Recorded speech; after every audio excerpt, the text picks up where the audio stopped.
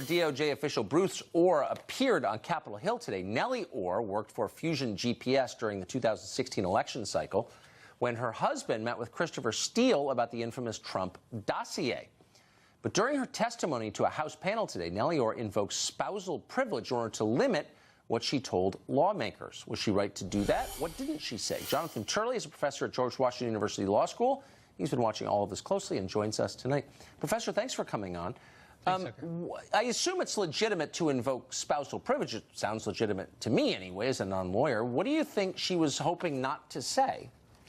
Well, it's pretty rare to have a spousal claim raised, particularly with all the advancement that women have been able to achieve.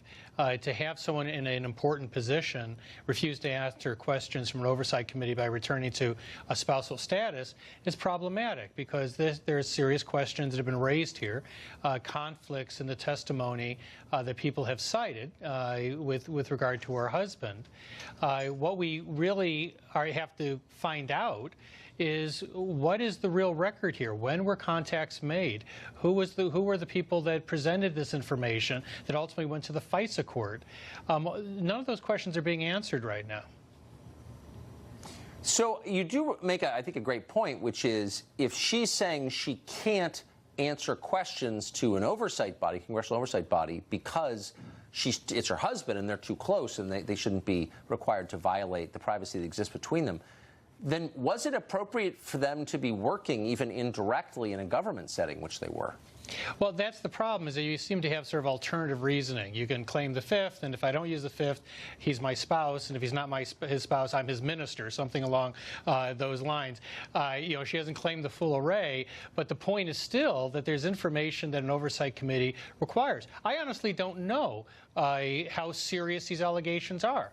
I think we should know.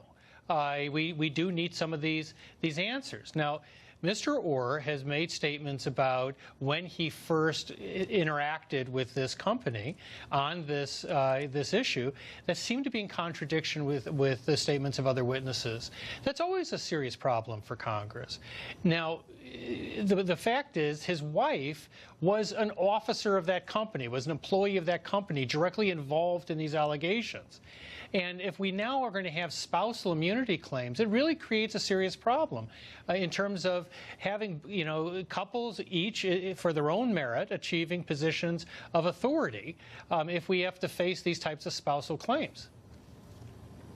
Well, yeah, especially when you have a law enforcement agency going to Hillary Clinton's Oppo people for information, right, that winds up at the base of a criminal investigation. It's a problem. Professor, thank you very much for that very clear explanation. I appreciate it. Thanks, Tucker. Well, female athletes increasingly finding themselves